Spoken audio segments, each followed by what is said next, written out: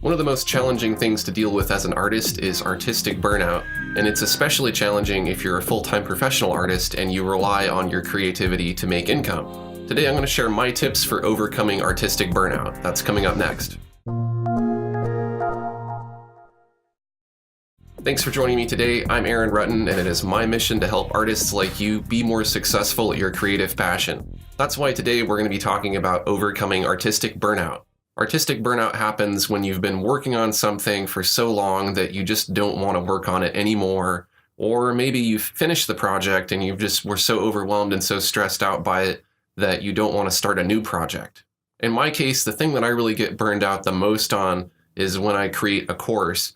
And I love creating courses. They're one of the most fulfilling things that I do. They're a great product, a great source of income, but they require a lot of work because I'm doing everything myself. I'm conceptualizing the course, I'm writing a script, I'm recording it, I'm creating the painting as I'm recording, and then I have hours and hours and hours and days of video editing. It's insane how much editing it takes for a course that might be, let's say, 8 hours of footage. It might take me 30 hours to edit all of that footage into a video that might only be a couple hours long.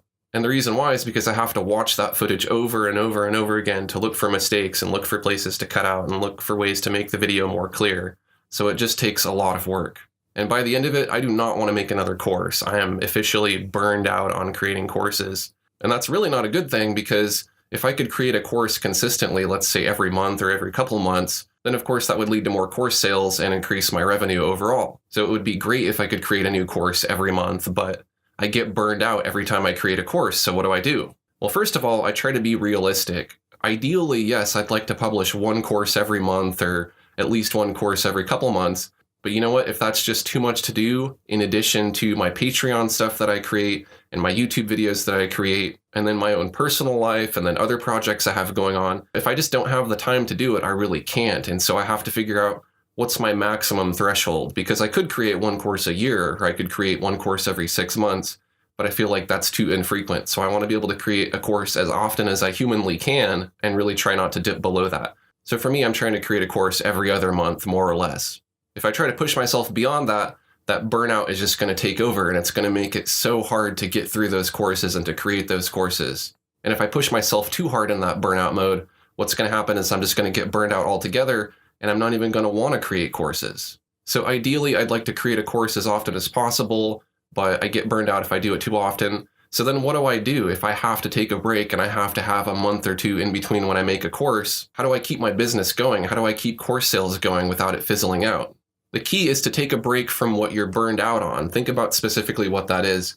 And for me, that's not even so much conceptualizing a course or recording it. It's the editing. I don't want to do editing because guess what? I do a lot of video editing for my YouTube videos, and so editing a course is like editing hell. So I'm not going to do any editing. I'm going to focus on some other things that are not editing that will still help to sell my courses, that will still help to keep me going, help keep me creative. So while I'm kind of healing up from that burnout, I'm still doing something to further my goals.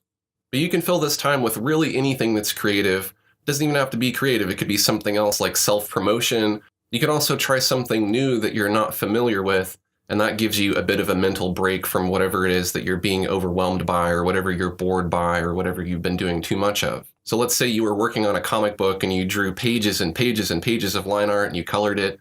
You don't want to draw any more line art for a while. You could focus on something different. You could study backgrounds or color or something that's not your strong point. That way you'll have that benefit of having learned all that knowledge, and then when you get back into doing your comic book again, you'll have something else to think about while you're working.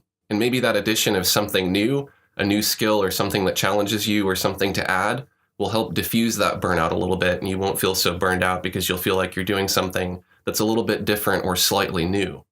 Another tip I have for overcoming burnout is to optimize your workflow. Whatever it is that you're doing, try to figure out what it is that's causing you to feel burned out, because usually it's something that's really, really inefficient and tedious. So for me in video editing, I've been learning video editing as I've been going along. I didn't go to school for video editing, so I don't know absolutely all of the tips and tricks that there are. I just kind of pick them up by figuring it out myself, or maybe I'll watch a tutorial and I'll learn some stuff that way.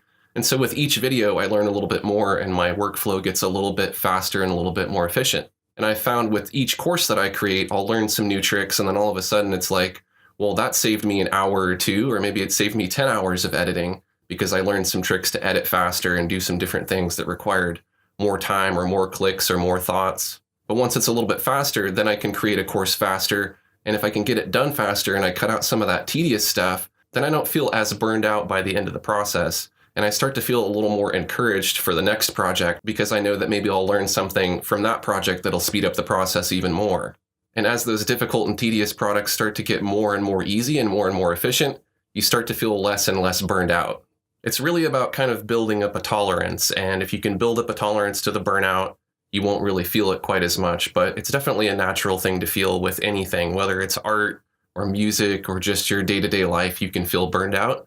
And if you try some of these tips, like trying some new things, being a little bit more efficient with your workflow, or focusing on something that's still creative, that still furthers your goals, but isn't that exact thing that you're getting burned out on.